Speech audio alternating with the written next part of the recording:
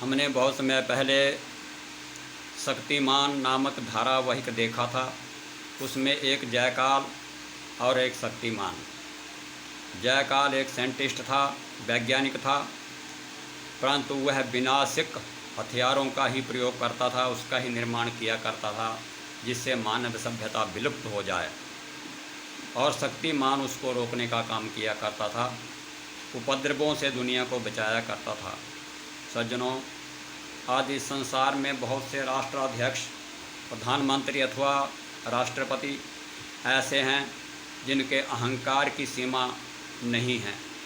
वो दूसरों को नीचा दिखाने के लिए और अपने आप को सर्वोच्च दिखाने के लिए अनेक प्रकार के विनाशक हथियारों का निर्माण कर रहे हैं।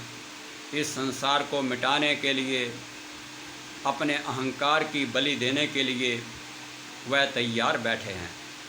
सज्जनों, जापान में हिरोशिमा और नागासाकी शहरों पर जब द्वितीय विश्व युद्ध के बीच में परमाणु बमों का प्रयोग किया गया था, तो उस समय लाखों लोग मारे गए थे। लाखों लोगों की चमड़ी में कैंसर हो गया था, चमड़ी सड़ गई थी, लाखों लोग अंधे हो गए थे और आज तक बहुत दिनों तक, अनेक वर्षों तक वहाँ घास तक भी पैदा नहीं हुई थी। तो सज्जनों, इन विनाशक हथियारों की दौड़ को देख करके हर मनुष्य के मन में यह चिंता अवश्य उठती है कि कैसा होगा वो दिन जब ये विनाशक हथियार पृथ्वी पर चलेंगे। सज्जनों, इन अहंकारी राष्ट्राध्यक्षों के कारण आज जो इस संसार में विनाशक हथियारों का आपस में मुकाबला हो रहा है, प्रतिस्पर्धा हो रही है, एक से बढ़कर एक हथियारों का निर्माण किया जा रहा है। सज्जनों, हम मानव इसके बारे में सोच करके बहुत विचलित हो रहे हैं। जब उस थोड़े से बमों के प्रयोग से, अर्थात 2 बमों के प्रयोग से ही नागासाकी और हिरोशिमा जैसे नगरों को विनाश के कगार पर पहुंचा दिया और मानव सभ्यता का विनाश हुआ,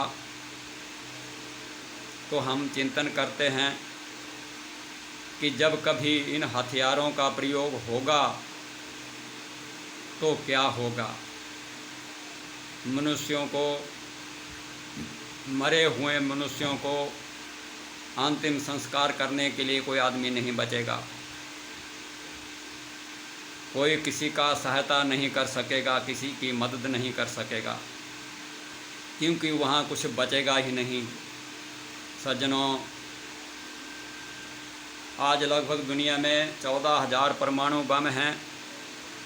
अगर वो बम चल गए तो इस पृथ्वी पर कुछ भी बचने वाला नहीं है।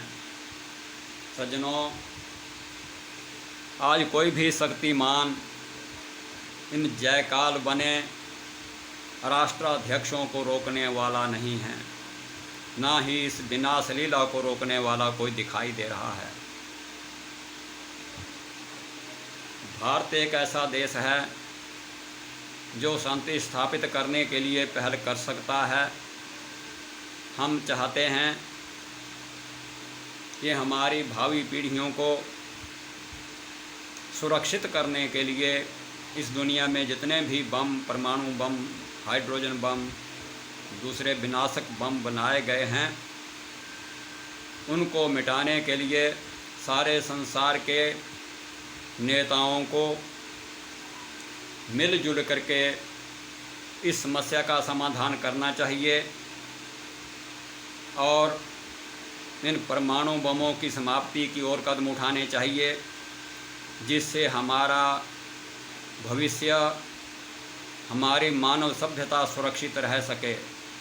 सज्जनों, ये बहुत बड़ी समय की आवश्यकता है और समय के अनुसार आज भारत निशस्त्रता की ओर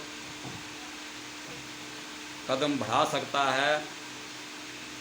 और दुनिया को चाहिए कि भारत की अगुवाई में इस ओर कदम उठाएं और दुनिया को इस महाविनाश से बचाएं।